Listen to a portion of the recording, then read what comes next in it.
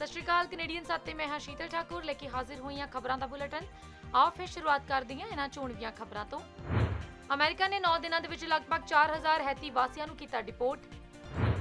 California की धरती पर पैन वाले प्रभावों को दर्ज करने के लिए सैटेलाइट की गई लॉन्च। मैसाचुसेट्स के सैकड़े पुलिस अधिकारियों ने कोरोना वैक्सीन की जरूरत के कारण दिता अस्तीफा। किवें मनाया जाए national day for truth and reconciliation. 18 तो 24 साल के लोगों को मॉडरेना की थां फाइजर वैक्सीन लगवाउण दी दित्ती गई सलाह। वैक्सीनेशन ना करवाउण वाले एमपीज घरे ही रहन कहा बलांशे ने। हुण पीएम पोषण के नाम दे नाल जानी जाएगी मिड डे मील योजना। पंजाब कांग्रेस दे विच काटो क्लेश डुल्ले बेरां दा हाले भी कुछ नहीं बिगड़िया। पंजाब कांग्रेस की मौजूदा हालत ते वायरल हो रहे ने बहुत सारे मीम्स। हिमाचल के बॉर्डर मुड़ होए सील, कई शर्तां दे तहत मिलेगी एंट्री। सीएम चन्नी दे वल्लों पाबंदियां दे विच ढिल, अंदरूनी इकट्ठ 150 तो वधा के 300 ते बाहरी इकट्ठ 300 तो 500 तक करन दे दित्ते गए हुक्म। अमित शाह ते कैप्टन दी होई मुलाकात, चर्चा दे विच राजा वड़िंग ने साबका मुख्यमंत्री नूं दित्ती सलाह। जिमनी चोणां तहत भवानीपुर दे विच वोटिंग जारी, ममता दीदी अते प्रियंका दे विचाले सख्त मुकाबला। हुण खबरां विस्तार नाल। अमेरिका के टैक्सास के एक पुल के हेठा इकट्ठे हुए हज़ारां गैर कानूनी प्रवासियों के विचों बाइडन प्रशासन ने सिर्फ 9 दिनों के लगभग 4000 हैती वासी प्रवासियों को डिपोर्ट किया। इन्हां दे विच सैकड़े परिवार बच्चों के समेत सन अते उन्हां नूं शर्त मंगण की आग्या दिते बगैर वापस भेजा गया। बाइडन प्रशासन ने इन्हां प्रवासियों को कोरोना महामारी के दौरान ट्रंप प्रशासन के द्वारा बनाई एमरजेंसी नीति के तहत जनतक तौर पर डिपोर्ट किया गया, जिसनों टाइटल 42 वजों जानिया जाता है।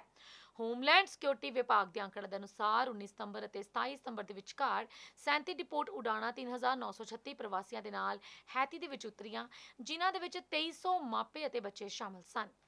इंटरनेशनल ऑर्गेनाइजेशन फॉर माइग्रेशन के अनुसार डिपोर्ट किए गए हैती वासियों के विचों कुछ पहला चिली, ब्राजील अते होर दक्षिणी अमेरिकी देशों के विच रहिंदे ने। इस तो इलावा IOM के अनुसार डिपोर्ट किए निवासियों के विच 44% औरतां ते बच्चे हैं अते 210 तो वध बच्चे चिली, ब्राजील, वेनेजुएला अते पनामा दे विच पैदा हुए ने, जिन्हां नूं उन्हां दे हैतियाई जंपल मापियां दे नाल डिपोर्ट किया गया। उधर अमेरिका की स्टेट कैलीफोर्निया के विच स्पेस सेंटर तो धरती की सतह ते मनुखी ते कुदरती प्रभावां नूं दर्ज करन वाली एक सैटेलाइट नूं सोमवार नूं लॉन्च किया गया। लैंडसैट 9 सैटेलाइट नूं United Launch Alliance Atlas rocket राहीं पुलाड़ दे विच लिजाया गया, जिस नूं सोमवार सवेरे 11:15 बजे वेडेनबर्ग स्पेस फोर्स बेस तो लॉन्च किया गया। नासा ते यूएस जियोलॉजिकल सर्वे का लैंडसैट 9 प्रोजेक्ट इस तो पहले लैंडसैट 8 के नाल मिलकर काम करेगा, जो कि भूमि और तटवर्ती खेतर के निरीक्षण के लगभग 50 साल के रिकॉर्ड नूं अगे वधाउण दे विच भी काम करेगा, जिसकी 1972 के विच पहले लैंडसैट के नाल शुरुआत की गई सी। लैंडसैट नाइट लैंडसैट 7 का आर्बिटल ट्रैक लवेगा, जिसनूं बंद कर दिता जाएगा। लैंडसैट 9 के विच एक इमेजिंग सेंसर है जो कि स्पैक्ट्रम और होर हिस्सों नूं रिकॉर्ड करेगा। इस तो इलावा इस दे विच धरती की सतह ते तापमान नूं मापन दे लई थर्मल सेंसर भी लगेगा। नासा के अनुसार इस सैटेलाइट दी तस्वीरां दे नाल धरती ते हो रही जलवायु तब्दीली की जानकारी मिलेगी, जिस दे नाल भविखी कुदरती आफतां दे संबंध दे विच फैसले लए जा सकणगे। उधर अमेरिका के बाइडन प्रशासन के द्वारा सरकारी अधिकारियों के लिए कोरोना वैक्सीन की जरूरत के दिशा निर्देश दिए गए हैं, पर इस जरूरत के मद्देनजर state police of association of Massachusetts के अनुसार सूबे के दर्जना पुलिस अधिकारियों ने वैक्सीन के जरूरी होने के कारण अस्तीफा दे दिता। स्टेट पुलिस की यूनियन के अधिकारियों के अनुसार मैसाचुसेट्स स्टेट से दर्जना अधिकारी कोविड-19 टीका लैने लिए मजबूर होने की बजाय अस्तीफा दे रहे हैं। इस स्टेट के गवर्नर चार्ली बेकर ने एग्जीक्यूटिव विभाग के कर्मचारियों को वैक्सीन लगी होने साबित करने के लिए 17 अक्तूबर की समा सीमा दी है, जबकि state police of association of Massachusetts ने इस आदेश को अदालत के राही रोकने की भी कोशिश की है। तकरीबन 1800 मैंबरों की प्रतिनिधिता करने वाली इस एसोसीएशन ने दावा किया है कि दर्जना अधिकारियों ने अपने इस्तीफे की कागजी कार्रवाई शुरू की है, जबकि कुछ दूजे होर विभागों दे विच वापस जाने की योजना बना रहे हैं, जिथे वैक्सीन के नाल विकल्प वजों मास्क पहनना ते नियमित टेस्टिंग के नियम भी मौजूद ने। इस यूनियन की रिपोर्ट के अनुसार इसके 80% मैंबरों ने कोरोना वैक्सीन लगवाई हुई है। उधर इंडिजीनियस मानवतावां की पैरवी करने वालों का मनना है कि कनेडियंस रेजिडेंशियल स्कूल सर्वाइवर्स दी कहानियां सुन के संतरी रंग दी शर्ट्स पा के मूल वासियों के नाल संबंधित कामां दे लई डोनेशन दे के ते कार्रवाई दे लई निर्धारित 94 मामलों के विचों एक जां फिर वध दे लई निजी तौर के उत्ते लड़ाई करन दी चोण करके national day for truth and reconciliation मना सकते हैं। First nations child and family caring society ਦੇ ਡਾਇਰੈਕਟਰ ਸਿੰਡੀ ਬਲੈਕਸਟਾਕ ਨੇ ਆਖਿਆ ਹੈ ਕਿ ਰੈਜ਼ੀਡੈਂਸ਼ੀਅਲ ਸਕੂਲਾਂ ਦੇ ਸਰਵਾਈਵਰਸ ਅਤੇ ਮਰੇ ਬੱਚੇ ਉਹਨਾਂ ਦੇ ਪਰਿਵਾਰਾਂ ਤੇ ਕਮਿਊਨਿਟੀਜ਼ ਨੂੰ ਸਨਮਾਨਿਤ ਕਰਨ ਦੇ ਲਈ ਮਨਾਏ ਜਾ ਰਹੇ ਪਹਿਲੇ ਫੈਡਰਲ ਡੇ ਦਰਮਿਆਨ ਸਭ ਦਾ ਸੂਰ ਅਫਸੋਸ ਵਾਲਾ ਹੋਣਾ ਚਾਹੀਦਾ ਹੈ। ਇਸ ਬਾਰੇ ਪਹੁੰਚ ਤੇ ਸੋਚ ਰਿਮੈਂਬਰੈਂਸ ਡੇ ਵਾਲੀ ਹੋਣੀ ਚਾਹੀਦੀ ਹੈ। ਇਹ ਧਿਆਨ ਵਿੱਚ ਰੱਖਿਆ ਜਾਣਾ ਚਾਹੀਦਾ ਹੈ ਕਿ ਸੈਕੰਡ ਵਰਲਡ ਵਾਰ ਦੇ ਵਿੱਚ ਸੈਨਿਕਾਂ ਦੇ ਮਾਰੇ ਜਾਣ ਦੀ ਸੰਭਾਵਨਾ ਉਨੀ ਨਹੀਂ ਸੀ ਜਿੰਨੀ ਰੈਜ਼ੀਡੈਂਸ਼ੀਅਲ ਸਕੂਲ ਦੇ ਵਿੱਚ ਬੱਚਿਆਂ ਦੇ ਮਾਰੇ ਜਾਣ ਦੀ ਸੰਭਾਵਨਾ ਸੀ। 2015 ਦੇ ਵਿੱਚ ਪੇਸ਼ ਕੀਤੀ ਗਈ truth and reconciliation commission the report ਦੇ ਵਿੱਚ ਬਿਨਾਂ ਨਿਸ਼ਾਨਦੇਹੀ ਵਾਲੀਆਂ ਕਬਰਾਂ ਦੀਆਂ ਸਾਈਟਸ ਦਾ ਜ਼ਿਕਰ ਕੀਤਾ ਗਿਆ ਸੀ, ਪਰ ਫੈਡਰਲ ਸਰਕਾਰ ਦੇ ਵੱਲੋਂ ਪਿੱਛੇ ਜਿਹੇ ਹੀ ਇਸ ਸੰਬੰਧ ਦੇ ਵਿੱਚ ਪੂਰਾ ਦਿਨ ਸਮਰਪਿਤ ਕਰਨ ਦਾ ਫੈਸਲਾ ਕੀਤਾ ਗਿਆ। ਕਮਿਸ਼ਨ ਦੀ ਅਜਿਹਾ ਦਿਨ ਨਿਰਧਾਰਿਤ ਕਰਨ ਦੀ ਵੀ ਮੰਗ ਸੀ। ਇੱਥੇ ਦੱਸਣਾ ਇਹ ਵੀ ਬਣਦਾ ਹੈ ਕਿ ਕੈਨੇਡਾ ਦੇ ਵਿੱਚ ਇੰਡੀਅਨ ਰੈਜ਼ੀਡੈਂਸ਼ੀਅਲ ਸਕੂਲ ਸਿਸਟਮ 1831 ਅਤੇ 1996 ਦੇ ਦਰਮਿਆਨ ਚਲਾਇਆ ਗਿਆ। ਇਹਨਾਂ ਸਕੂਲਾਂ ਦਾ ਮਕਸਦ ਮੂਲਵਾਸੀ ਭਾਸ਼ਾਵਾਂ ਤੇ ਸੱਭਿਆਚਾਰਾਂ ਨੂੰ ਖਤਮ ਕਰਕੇ ਉਹਨਾਂ ਦੀ ਥਾਂ ਇੰਗਲਿਸ਼ ਅਤੇ ਕ੍ਰਿਸਚੀਅਨ ਮਾਨਵਤਾਵਾਂ ਨੂੰ ਲਾਗੂ ਕਰਨਾ ਹੈ। ਅੰਦਾਜ਼ਾ ਨਿਕਲਾ 50,000 ਫਰਸਟ ਨੇਸ਼ਨਸ, ਮੈਟਿਸ ਅਤੇ ਇਨੀਟਿਊਟ ਬੱਚਿਆਂ ਨੂੰ ਆਪਣੇ ਪਰਿਵਾਰਾਂ ਤੋਂ ਵੱਖ ਕਰਕੇ ਇਹਨਾਂ ਬੋਰਡਿੰਗ ਸਕੂਲਾਂ ਦੇ ਵਿੱਚ ਰਹਿਣ ਦੇ ਲਈ ਮਜਬੂਰ ਕੀਤਾ ਗਿਆ, ਜਿੱਥੇ ਘੱਟੋ ਘੱਟ 4100 ਵਿਦਿਆਰਥੀ ਮਾਰੇ ਗਏ। TRC ਅਨੁਸਾਰ ਮਾਰੇ ਗਏ ਵਿਦਿਆਰਥੀਆਂ ਦੀ ਗਿਣਤੀ 15,000 ਹੋ ਸਕਦੀ ਹੈ। ਇਸ ਸਾਲ 30 ਸਤੰਬਰ ਨੂੰ ਪਹਿਲੀ ਵਾਰੀ ਸਾਰੇ ਫੈਡਰਲ ਕਰਮਚਾਰੀਆਂ ਤੇ ਫੈਡਰਲ ਸਰਕਾਰ ਦੇ ਵੱਲੋਂ ਨਿਯੰਤਰਿਤ ਕੀਤੀਆਂ ਜਾਣ ਵਾਲੀਆਂ ਕੰਮ ਵਾਲੀਆਂ ਥਾਵਾਂ ਤੇ ਮੁਲਾਜ਼ਮਾਂ ਦੇ ਲਈ ਛੁੱਟੀ ਐਲਾਨੀ ਗਈ ਹੈ। ਇਸ ਦਿਨ ਦੇਸ਼ ਭਰ ਦੇ ਵਿੱਚ ਫਰਸਟ ਨੇਸ਼ਨਸ ਦੇ ਵੱਲੋਂ ਕਈ ਤਰ੍ਹਾਂ ਦੇ ਇਵੈਂਟਸ ਵੀ ਕੀਤੇ ਜਾਣਗੇ। ਉਧਰ ਕੋਵਿਡ-19 ਦੀ ਮੋਡਰਨਾ ਵੈਕਸੀਨ ਲੈਣ ਵਾਲੇ ਨੌਜਵਾਨਾਂ ਦੇ ਵਿੱਚ ਦਿਲ ਦੀ ਬਿਮਾਰੀ ਦੇ ਵਿਲੱਖਣ ਮਾਮਲਿਆਂ ਦੇ ਵਿੱਚ ਇਜ਼ਾਫਾ ਹੋਣ ਤੋਂ ਬਾਅਦ ਓਨਟਾਰੀਓ ਸਰਕਾਰ ਦੇ ਵੱਲੋਂ 18 ਤੋਂ 24 ਸਾਲ ਉਮਰ ਵਰਗ ਦੇ ਲੋਕਾਂ ਦੇ ਲਈ ਫਾਈਜ਼ਰ ਬਾਇਓਟੈਕ ਦੇ ਟੀਕਿਆਂ ਦੀ ਸਿਫਾਰਿਸ਼ ਕੀਤੀ ਗਈ ਹੈ। ਪ੍ਰੋਵਿੰਸ ਦਾ ਵੀ ਕਹਿਣਾ ਹੈ ਕਿ ਇਸ ਉਮਰ ਵਰਗ ਦੇ ਪੁਰਸ਼ਾਂ ਦੇ ਵਿੱਚ ਖਾਸ ਤੌਰ ਦੇ ਉੱਤੇ ਮਾਈਕਰੋਕਾਰਡਿਕਸ ਤੇ ਪੈਰਾਕਾਰਡਿਕਸ ਦੇ ਮਾਮਲਿਆਂ ਦੇ ਵਿੱਚ ਵਾਧਾ ਪਾਏ ਜਾਣ ਤੋਂ ਬਾਅਦ ਹੀ ਅਜਿਹਾ ਆਖਿਆ ਜਾ ਰਿਹਾ ਹੈ। ਪ੍ਰੋਵਿੰਸ ਨੇ ਆਖਿਆ ਕਿ ਜੂਨ ਤੇ ਅਗਸਤ ਦੇ ਦਰਮਿਆਨ ਮੋਡਰਨਾ ਦੀ ਦੂਜੀ ਡੋਜ਼ ਲੈਣ ਵਾਲੇ 18 ਤੋਂ 24 ਸਾਲ ਦੇ ਪੁਰਸ਼ਾਂ ਦੇ ਵਿੱਚ ਮਾਈਕਰੋਕਾਰਡਿਕਸ ਅਤੇ ਪੈਰਾਕਾਰਡਿਕਸ ਦਾ ਖਤਰਾ 5,000 ਦੇ ਵਿੱਚੋਂ ਇੱਕ ਸੀ। ਜਿਨ੍ਹਾਂ ਨੇ ਫਾਈਜ਼ਰ ਬਾਇਓਟੈਕ ਲਗਵਾਈ ਉਹਨਾਂ ਦੇ ਵਿੱਚ ਇਹ ਖਤਰਾ 28,000 ਦੇ ਵਿੱਚੋਂ ਵੀ ਇੱਕ ਸੀ। ਪ੍ਰੋਵਿੰਸ ਦਾ ਵੀ ਕਹਿਣਾ ਹੈ ਕਿ ਇਸ ਦੇ ਸਾਈਡ ਇਫੈਕਟ ਅਜੇ ਵੀ ਟਾਵੇਂ ਟਲੇ ਹਨ ਅਤੇ ਬਹੁਗਿਣਤੀ ਮਾਮਲਿਆਂ ਨੂੰ ਮਾਮੂਲੀ ਵੀ ਦੱਸਿਆ ਜਾ ਰਿਹਾ ਹੈ। ਇਹ ਸਿਫਾਰਿਸ਼ ਤਰਜੀਹੀ ਤੌਰ ਦੇ ਉੱਤੇ ਲੋਕਾਂ ਨੂੰ ਅਪਣਾਉਣ ਦੇ ਲਈ ਆਖਿਆ ਗਿਆ ਤੇ ਲੋਕ ਜੇ ਚਾਹਣ ਤਾਂ ਅਜੇ ਵੀ ਮੋਡਰਨਾ ਵੈਕਸੀਨ ਲਗਵਾ ਸਕਦੇ ਨੇ। ਉਧਰ ਬਲੈਕ ਕਿਊਬਿਕਿਆ ਆਗੂ ਯਵੇਸ ਫ੍ਰੈਂਕੋਇਨਸ ਬਲਾਂਸ਼ੇ ਨੇ ਬੁੱਧਵਾਰ ਨੂੰ ਕਿਹਾ ਕਿ ਪਾਰਲੀਮੈਂਟ ਦਾ ਅਗਲਾ ਸੈਸ਼ਨ ਸਾਰੇ ਮੈਂਬਰਾਂ ਦੀ ਨਿੱਜੀ ਹਾਜ਼ਰੀ ਦੇ ਵਿੱਚ ਹੋਣਾ ਚਾਹੀਦਾ ਹੈ। ਉਹਨਾਂ ਨੇ ਆਖਿਆ ਕਿ ਜਿਨ੍ਹਾਂ ਮੈਂਬਰਾਂ ਨੇ ਕੋਵਿਡ-19 ਸੰਬੰਧੀ ਪੂਰਾ ਟੀਕਾਕਰਨ ਨਹੀਂ ਕਰਵਾਇਆ ਉਹਨਾਂ ਨੂੰ ਘਰ ਦੇ ਵਿੱਚ ਹੀ ਰਹਿਣਾ ਚਾਹੀਦਾ ਹੈ। ਇਸ ਦੌਰਾਨ ਪ੍ਰਧਾਨ ਮੰਤਰੀ ਜਸਟਿਨ ਟਰੂਡੋ ਦਾ ਕਹਿਣਾ ਹੈ ਕਿ ਉਹ ਆਪਣੇ ਮੰਤਰੀ ਮੰਡਲ ਦਾ ਵਿਸਥਾਰ ਅਗਲੇ ਮਹੀਨੇ ਕਰਨਗੇ ਅਤੇ ਪਾਰਲੀਮੈਂਟ ਦੀ ਕਾਰਵਾਈ ਇਸ ਸਾਲ ਦੇ ਅੰਤ ਤੱਕ ਸ਼ੁਰੂ ਹੋਵੇਗੀ। ਮਾਰਚ 2020 ਤੋਂ ਮਹਾਮਾਰੀ ਦਾ ਪ੍ਰਕੋਪ ਵਧਣ ਦੇ ਨਾਲ ਹਾਊਸ ਆਫ ਕਾਮਨਸ ਤੇ ਕਮੇਟੀਜ਼ ਆਟਵਾ ਤੋਂ ਕੁਝ ਐਮਪੀਜ਼ ਦੇ ਨਾਲ ਹੀ ਬੁੱਤਾ ਸਾਰ ਰਹੀਆਂ ਨੇ। ਕਈ ਥਾਵਾਂ ਦੇ ਉੱਤੇ ਕੰਮ ਵਰਚੁਅਲੀ ਹੀ ਚੱਲ ਰਿਹਾ ਹੈ। ਬਲਾਂਸ਼ੇ ਨੇ ਆਖਿਆ ਕਿ ਉਹ ਚਾਹੁੰਦੇ ਨੇ ਕਿ ਪਾਰਲੀਮੈਂਟ ਦੀ ਕਾਰਵਾਈ ਜਲਦੀ ਸ਼ੁਰੂ ਹੋਵੇ ਤੇ ਪੂਰੀ ਤਰ੍ਹਾਂ ਵੈਕਸੀਨੇਸ਼ਨ ਕਰਵਾ ਚੁੱਕੇ ਐਮਪੀਜ਼ ਇਨ ਪਰਸਨ ਇਸ ਦੀ ਕਾਰਵਾਈ ਦੇ ਵਿੱਚ ਹਿੱਸਾ ਲੈਣ। ਉਹਨਾਂ ਨੇ ਆਖਿਆ ਕਿ ਹੁਣ ਤੱਕ ਤਾਂ ਸਾਰੇ ਐਮਪੀਜ਼ ਦੀ ਵੈਕਸੀਨੇਸ਼ਨ ਹੋ ਜਾਣੀ ਚਾਹੀਦੀ ਸੀ ਕਿਉਂਕਿ ਇਹ ਵੱਡੀ ਮਾਤਰਾ ਦੇ ਵਿੱਚ ਉਪਲਬਧ ਹੈ। ਉਹਨਾਂ ਨੇ ਇਹ ਵੀ ਆਖਿਆ ਕਿ ਉਹਨਾਂ ਦੀ ਪਾਰਟੀ ਐਨਡੀਪੀ ਤੇ ਲਿਬਰਲਾਂ ਦੇ ਵੱਲੋਂ ਇਹ ਨਿਯਮ ਬਣਾਇਆ ਗਿਆ ਸੀ ਕਿ ਕੋਈ ਵੀ ਉਮੀਦਵਾਰ ਵੈਕਸੀਨੇਸ਼ਨ ਕਰਵਾਏ ਬਿਨਾਂ ਵੋਟਾਂ ਮੰਗਣ ਨਹੀਂ ਜਾਵੇਗਾ, ਪਰ ਕੰਜ਼ਰਵੇਟਿਵਾਂ ਨੇ ਅਜਿਹਾ ਕੁਝ ਨਹੀਂ ਕੀਤਾ। ਬਲਾਂਸ਼ੇ ਨੇ ਆਖਿਆ ਕਿ ਹੁਣ ਪਾਰਲੀਮੈਂਟ ਦੀ ਕਾਰਵਾਈ ਸ਼ੁਰੂ ਹੋਣ ਸਮੇਂ ਜਾਂ ਤਾਂ ਐਮਪੀਜ਼ ਪੂਰੀ ਤਰ੍ਹਾਂ ਵੈਕਸੀਨੇਟ ਹੋਣ ਜਾਂ ਫਿਰ ਘਰੇ ਹੀ ਰਹਿਣ। ਇਸ ਉੱਤੇ ਲਿਬਰਲਾਂ, ਐਮਡੀਪੀ ਅਤੇ ਕੰਜ਼ਰਵੇਟਿਵ ਨੇ ਅਜੇ ਵੀ ਕੋਈ ਟਿੱਪਣੀ ਨਹੀਂ ਕੀਤੀ। ਉਧਰ ਸਰਕਾਰ ਅਤੇ ਸਹਾਇਤਾ ਪ੍ਰਾਪਤ ਸਕੂਲਾਂ ਦੇ ਵਿੱਚ ਨੈਸ਼ਨਲ ਮਿਡ ਡੇ ਮੀਲ ਯੋਜਨਾ ਹੁਣ ਪੀਐਮ ਪੋਸ਼ਣ ਯੋਜਨਾ ਦੇ ਨਾਮ ਦੇ ਨਾਲ ਜਾਣੀ ਜਾਵੇਗੀ ਅਤੇ ਇਸ ਦੇ ਵਿੱਚ ਬਾਲ ਵਾਟਿਕਾ ਤੋਂ ਲੈ ਕੇ ਪ੍ਰਾਇਮਰੀ ਸਕੂਲ ਦੇ ਪੱਧਰ ਤੇ ਵਿਦਿਆਰਥੀਆਂ ਨੂੰ ਕਵਰ ਕੀਤਾ ਜਾਵੇਗਾ। ਸਰਕਾਰ ਨੇ ਬੁੱਧਵਾਰ ਨੂੰ ਇਸ ਗੱਲ ਦਾ ਐਲਾਨ ਕੀਤਾ ਹੈ। ਕੇਂਦਰੀ ਮੰਤਰੀ ਅਨੁਰਾਗ ਠਾਕੁਰ ਨੇ ਮੀਡੀਆ ਨੂੰ ਦੱਸਿਆ ਕਿ ਪ੍ਰਧਾਨ ਮੰਤਰੀ ਨਰਿੰਦਰ ਮੋਦੀ ਦੀ ਅਗਵਾਈ ਦੇ ਵਿੱਚ ਹੋਈ ਆਰਥਿਕ ਮਾਮਲਿਆਂ ਦੀ ਮੰਤਰੀ ਮੰਡਲ ਕਮੇਟੀ ਦੀ ਬੈਠਕ ਦੇ ਵਿੱਚ ਇਸ ਪ੍ਰਸਤਾਵ ਨੂੰ ਮਨਜ਼ੂਰੀ ਦਿੱਤੀ ਗਈ ਹੈ। ਪ੍ਰਧਾਨ ਮੰਤਰੀ ਮੋਦੀ ਨੇ ਇੱਕ ਟਵੀਟ ਦੇ ਵਿੱਚ ਕਿਹਾ ਕਿ ਕੁਪੋਸ਼ਣ ਦੇ ਖਤਰੇ ਦੇ ਨਾਲ ਨਜਿੱਠਣ ਦੇ ਲਈ ਅਸੀਂ ਹਰ ਸੰਭਵ ਕੰਮ ਕਰਨ ਦੇ ਲਈ ਵਚਨਬੱਧ ਹਾਂ। ਪੀਐਮ ਪੋਸ਼ਣ ਨੂੰ ਲੈ ਕੇ ਕੇਂਦਰੀ ਮੰਤਰੀ ਮੰਡਲ ਦਾ ਫੈਸਲਾ ਬਹੁਤ ਅਹਿਮ ਹੈ ਅਤੇ ਇਸ ਦੇ ਨਾਲ ਭਾਰਤ ਦੇ ਨੌਜਵਾਨਾਂ ਨੂੰ ਫਾਇਦਾ ਹੋਵੇਗਾ। ਸਿੱਖਿਆ ਮੰਤਰੀ ਧਰਮਿੰਦਰ ਪ੍ਰਧਾਨ ਨੇ ਦੱਸਿਆ ਹੈ ਕਿ ਇਹ ਯੋਜਨਾ 5 ਸਾਲਾਂ 2021-22 ਤੋਂ 2025-26 ਤੱਕ ਲਈ ਹੈ, ਜਿਸ ਤੇ 1.31 ਲੱਖ ਕਰੋੜ ਰੁਪਏ ਖਰਚ ਆਵੇਗਾ। ਉਹਨਾਂ ਨੇ ਵੀ ਦੱਸਿਆ ਕਿ ਇਸ ਤਹਿਤ 54,161 ਕਰੋੜ ਰੁਪਏ ਸੂਬਾ ਸਰਕਾਰਾਂ ਤੇ ਕੇਂਦਰ ਸ਼ਾਸਿਤ ਪ੍ਰਦੇਸ਼ਾਂ ਦੇ ਪ੍ਰਸ਼ਾਸਨ ਨੂੰ 31,737 ਕਰੋੜ ਰੁਪਏ ਦੇ ਵਿੱਤੀ ਖਰਚੇ ਦੇ ਨਾਲ 2021-22 ਤੋਂ 2025-26 ਤੱਕ 5 ਸਾਲਾਂ ਦੀ ਮਿਆਦ ਲਈ ਸਕੂਲਾਂ ਦੇ ਵਿੱਚ ਰਾਸ਼ਟਰੀ ਪੀਐਮ ਪੋਸ਼ਣ ਯੋਜਨਾ ਨੂੰ ਜਾਰੀ ਰੱਖਣ ਦੀ ਮਨਜ਼ੂਰੀ ਦਿੱਤੀ ਗਈ ਹੈ। ਮੰਤਰੀ ਨੇ ਦੱਸਿਆ ਕਿ ਕੇਂਦਰ ਸਰਕਾਰ ਅਨਾਜ ਤੇ ਕਰੀਬ 45,000 ਕਰੋੜ ਰੁਪਏ ਦੀ ਵਾਧੂ ਲਾਗਤ ਵੀ ਸਹਿਨ ਕਰੇਗੀ। ਇਸ ਤਰ੍ਹਾਂ ਯੋਜਨਾ ਦੇ ਕੁੱਲ ਖਰਚ 1,30,07,994 ਕਰੋੜ ਰੁਪਏ ਆਵੇਗਾ।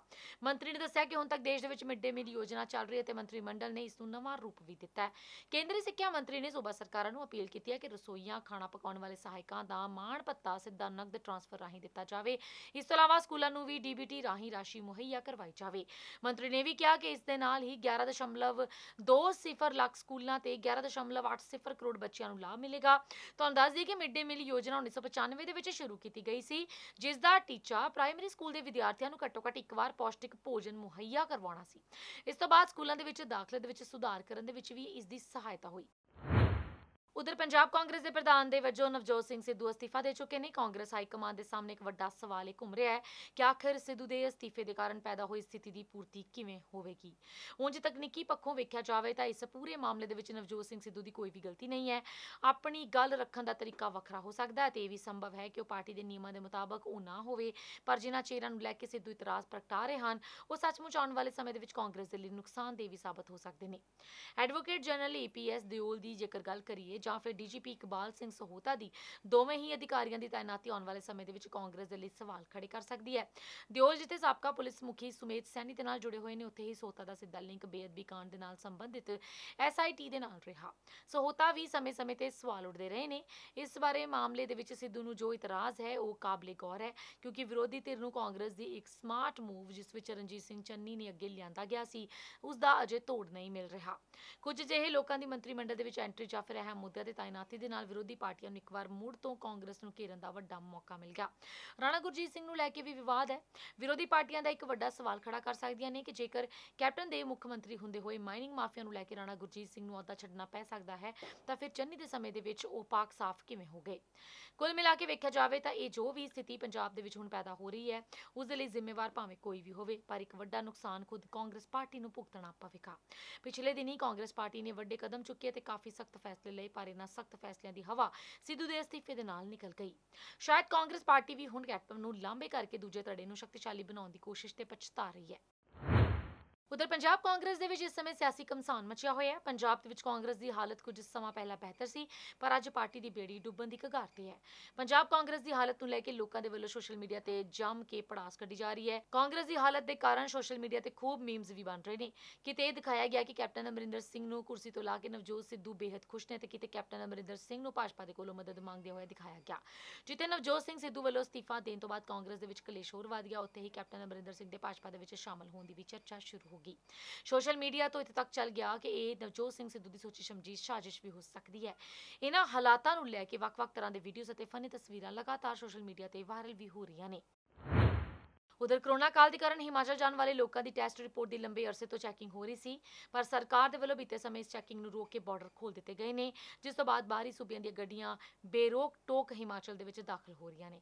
पर हिमाचल दे विच कोरोना दोबारा अपने पैर पसारन लगा है। मंगलवार नूं 3 लोगों की कोरोना दे नाल मौत होने तो बाद सरकार ने हिमाचल के बॉर्डर फिर तो सील कर दिते ने। नवे हुक्मां दे मुताबक बॉर्डर तो दाखिल होने वालियां दी कोरोना वैक्सीनेशन की डबल डोज का सर्टिफिकेट अते कोरोना की नैगेटिव रिपोर्ट विखाउणी जरूरी होवेगी। इसलिए हिमाचल जाने वाले लोग सावधान हो जान, क्योंकि बिना कोरोना रिपोर्ट दे जाने वाले लोगों को हिमाचल के बॉर्डर ते ही सख्त पाबंदी होने के कारण एंट्री नहीं मिलेगी। इस संबंधी मिली जानकारी के अनुसार बॉर्डर पुलिस और वख-वख महकमे दे नाल संबंधित सरकारी कर्मचारियों को तैनात कर दिया गया, जो उक्त रिपोर्ट की जांच के कारण उपरंत ही गड्डियां नूं अगे जाण देणगे। अज उन्हां बॉर्डर ते पुलिस का सख्त पैरा रहा और बिना रिपोर्ट ते जाने वाली गड्डियां नूं पुलिस वालों वापस भेज दिता गया। उत्थे ही बस चालकों के वलों भी सवारियां नूं अदवाटे दी बॉर्डर ते उतार दिता गया, जिस तो बाद उन्हां नूं दूजियां बसां ते राहीं वापस जलंधर आउणा पिया। बस चालकों नूं होई असुविधा के बारे पंजाब रोडवेज ते पनबस अधिकारियों के नाल गलबात की गई, तो उन्हों का कहना सी कि बॉर्डर सील करके दोबारा चैकिंग शुरू हुई है, पर इस तरह की चैकिंग के कारण बहुत सारे टैसट रिपोर्ट जरूरी किए जाने के नाल उन्हां नूं इस बारे कोई भी जानकारी नहीं सी। उत्थे जलंधर तो हिमाचल के लिए बस लैके गए चालक दलां ने दस्सिया है कि बॉर्डर तो जो टीमां तैनात कीतियां गईयां ने उन्हां कोल कोरोना की जांच करने के लिए कोई भी उपकरण मुहैया नहीं हैं, जो सब तो ज्यादा परेशानी का कारण बनिया। हिमाचल तो बसां लैके आ रहे चालकां ने भी दस्सिया कि जांदे समय उन्हां दी चैकिंग हुई सी, पर वापसी दे विच जदों ओह पंजाब दी हद ते पहुंचे तां कोई चैकिंग नहीं हुई। कोरोना नूं लैके हिमाचल की पुलिस दे वल्लों कीती गई सख्ती के कारण जिथे एक पासे यात्रियों नूं बॉर्डर ते परेशानी पेश आ रही है, उत्थे ही बस अड्डे दे विच उन्हां नूं हिमाचल दे लई रवाना होण दे विच मुश्किलां उठाणियां पै रहीआं ने। हिमाचल दीआं बसां बिना रिपोर्ट वाले यात्रियों नूं बिठाउण तो इनकार कर रहीआं ने। एक यात्री ने भी दस्सिया कि टिकट देण तो पहलां हिमाचल दी बस दे कंडक्टर ने रिपोर्ट की मांग कीती है। ਉਧਰ ਰਾਜ ਭਰ ਦੇ ਵਿੱਚ ਕੋਵਿਡ ਸਥਿਤੀ ਦੇ ਵਿੱਚ ਹੋਈ ਕਾਫੀ ਸੁਧਾਰ ਦੇ ਮੱਦੇਨਜ਼ਰ ਪੰਜਾਬ ਦੇ ਮੁੱਖ ਮੰਤਰੀ ਚਰਨਜੀਤ ਸਿੰਘ ਚੰਨੀ ਨੇ ਬੁੱਧਵਾਰ ਨੂੰ ਰਾਜ ਦੇ ਵਿੱਚ ਅੰਦਰੂਨੀ ਇਕੱਠਾਂ ਤੋਂ 150 ਤੋਂ 300 ਤੇ ਬਾਹਰੀ ਇਕੱਠਾਂ ਤੋਂ 300 ਤੋਂ 500 ਤੱਕ ਦੀ ਪਾਬੰਦੀ ਦੇ ਵਿੱਚ ਢਿੱਲ ਦੇਣ ਦੇ ਆਦੇਸ਼ ਦਿੱਤੇ ਨੇ। ਹਾਲਾਂਕਿ ਉਹਨਾਂ ਨੇ ਇਹ ਵੀ ਕਿਹਾ ਕਿ ਇਹਨਾਂ ਛੋਟਾਂ ਦੇ ਬਾਵਜੂਦ ਕੋਵਿਡ ਪ੍ਰੋਟੋਕਾਲ ਪਾਬੰਦੀਆਂ ਦਾ ਸਖਤੀ ਦੇ ਨਾਲ ਪਾਲਣ ਕੀਤਾ ਜਾਵੇਗਾ। ਰਾਜ ਦੇ ਵਿੱਚ ਕੋਵਿਡ ਸਥਿਤੀ ਦੀ ਸਮੀਖਿਆ ਕਰਦਿਆਂ ਹੋਇਆਂ ਮੁੱਖ ਮੰਤਰੀ ਨੇ ਸਕੂਲ ਸਿੱਖਿਆ ਵਿਭਾਗ ਨੂੰ ਲੋੜੀਂਦੇ ਸਿਹਤ ਪ੍ਰੋਟੋਕਾਲਾਂ ਦੀ ਪਾਲਣਾ ਕਰਦਿਆਂ ਵਿਦਿਆਰਥੀਆਂ ਨੂੰ ਕਲਾਸਾਂ ਦੇ ਵਿੱਚ ਆਉਣ ਦੇ ਲਈ ਉਤਸ਼ਾਹਿਤ ਕਰਨ ਦੇ ਲਈ ਵੀ ਕਿਹਾ। ਇਸੇ ਤਰ੍ਹਾਂ ਉਸਨੇ ਸਮਾਜਿਕ ਸੁਰੱਖਿਆ, ਇਸਤਰੀ ਤੇ ਬਾਲ ਵਿਕਾਸ ਵਿਭਾਗ ਨੂੰ ਨਿਰਧਾਰਿਤ ਕੋਵਿਡ ਸੁਰੱਖਿਆ ਨਿਯਮਾਂ ਦੀ ਸਖਤੀ ਨਾਲ ਪਾਲਣਾ ਕਰਦਿਆਂ ਹੋਇਆਂ ਆਂਗਨਵਾੜੀ ਕੇਂਦਰਾਂ ਨੂੰ ਦੁਬਾਰਾ ਖੋਲ੍ਹਣ ਦੇ ਲਈ ਵੀ ਕਿਹਾ।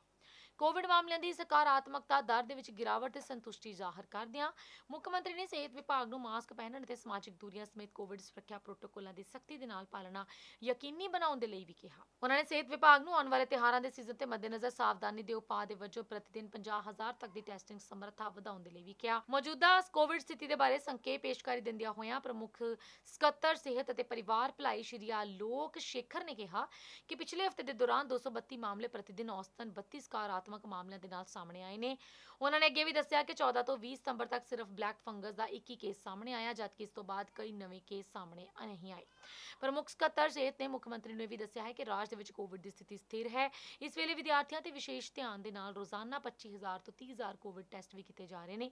ਰਾਜ ਭਰ ਦੇ ਵਿੱਚ ਕੋਵਿਡ ਟੀਕਾਕਰਨ ਦੇ ਲਈ ਆਬਾਦੀ ਦਾ ਹਿਸਾਬ ਦਿੰਦਿਆਂ ਹੋਇਆਂ ਸ਼੍ਰੀ ਸ਼ੇਖਰ ਨੇ ਮੁੱਖ ਮੰਤਰੀ ਨੂੰ ਦੱਸਿਆ ਕਿ 60 ਸਾਲ ਤੋਂ ਵੱਧ ਉਮਰ ਦੀ 91%, 45 ਤੋਂ 59 ਦੀ 77%, 18 ਤੋਂ 44 ਸਾਲਾਂ ਦੀ 57% ਦੀ ਪਹਿਲੀ ਖੁਰਾਕ ਵੀ ਕਵਰ ਕੀਤੀ ਗਈ ਹੈ। ਉਹਨਾਂ ਨੇ ਕਿਹਾ ਕਿ ਰਾਜ ਦੇ ਵਿੱਚ ਇਸ ਵੇਲੇ ਕੋਵੈਕਸੀਨ ਦੀਆਂ 21,88,095 ਖੁਰਾਕਾਂ ਤੇ ਕੋਵਿਸ਼ੀਲਡ ਦੀਆਂ 26,18,60 ਖੁਰਾਕਾਂ ਉਪਲਬਧ ਨੇ।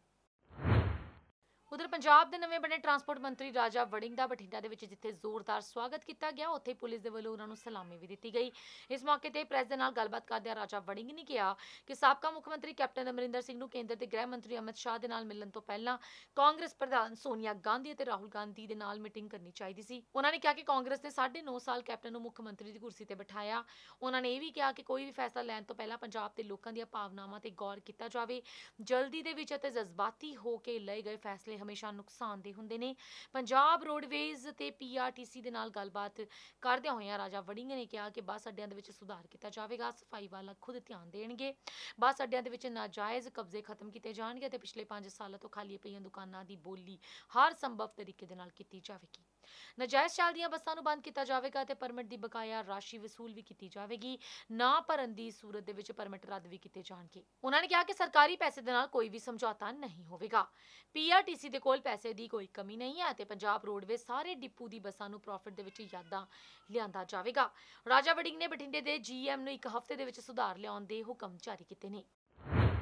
ਉਧਰ ਪੱਛਮੀ ਬੰਗਾਲ ਦੇ ਵਿੱਚ ਵੀਰਵਾਰ ਨੂੰ ਭਵਾਨੀਪੁਰ, ਸ਼ਮਸ਼ੇਰਗੰਜ, ਜੰਗੀਪੁਰ ਵਿਧਾਨ ਸਭਾ ਸੀਟਾਂ ਤੇ ਜ਼ਿਮਨੀ ਚੋਣਾਂ ਦੇ ਲਈ ਵੋਟਾਂ ਪੈ ਰਹੀਆਂ ਨੇ। ਵੋਟਾਂ ਸਵੇਰੇ 7 ਵਜੇ ਤੋਂ ਸ਼ੁਰੂ ਨੇ ਤੇ ਸ਼ਾਮ 6 ਵਜੇ ਤੱਕ ਵੋਟਾਂ ਪਾਈਆਂ ਜਾਣਗੀਆਂ। ਸੂਬੇ ਦੇ ਮੁੱਖ ਮੰਤਰੀ ਮਮਤਾ ਬੈਨਰਜੀ ਤ੍ਰਿਣਮੂਲ ਕਾਂਗਰਸ ਦੀ ਟਿਕਟ ਤੇ ਕਿਸਮਤ ਅਜ਼ਮਾ ਰਹੀ ਹੈ। ਉੱਥੇ ਹੀ ਭਾਜਪਾ ਪਾਰਟੀ ਨੇ ਪ੍ਰਿਯੰਕਾ ਟਿਬਰੀਵਾਲ ਨੂੰ ਚੁਣਾਵੀ ਮੈਦਾਨ ਦੇ ਵਿੱਚ ਉਤਾਰਿਆ, ਜਦਕਿ ਮਾਰਕਸਵਾਦੀ ਕਮਿਊਨਿਸਟ ਪਾਰਟੀ ਦੇ ਵੱਲੋਂ ਸ਼੍ਰੀ ਜੀ ਵਿਸ਼ਵਾਸ ਕਿਸਮਤ ਅਜ਼ਮਾ ਰਹੇ ਨੇ। ਇਹਨਾਂ ਤਿੰਨੋਂ ਸੀਟਾਂ ਦੇ ਲਈ ਕੁੱਲ 6,97,164 ਵੋਟਰ ਨੇ। ਵੋਟਾਂ ਦੀ ਗਿਣਤੀ 2 ਅਕਤੂਬਰ ਨੂੰ ਕੀਤੀ ਜਾਵੇਗੀ। ਤੁਹਾਨੂੰ ਦੱਸ ਦਈਏ ਕਿ ਪੱਛਮੀ ਬੰਗਾਲ ਵਿਧਾਨ ਸਭਾ ਚੋਣਾਂ ਦੇ ਵਿੱਚ ਮਮਤਾ ਬੈਨਰਜੀ ਨੰਦੀਗ੍ਰਾਮ ਸੀਟ ਤੋਂ ਹਾਰ ਗਈ ਸੀ। ਹੁਣ ਮੁੱਖ ਮੰਤਰੀ ਅਹੁਦੇ ਤੇ ਬਣੇ ਰਹਿਣ ਦੇ ਲਈ ਉਹਨਾਂ ਨੇ ਇਸ ਜ਼ਿਮਨੀ ਚੋਣ ਦੇ ਵਿੱਚ ਜਿੱਤ ਹਾਸਲ ਕਰਨੀ ਹੋਵੇਗੀ।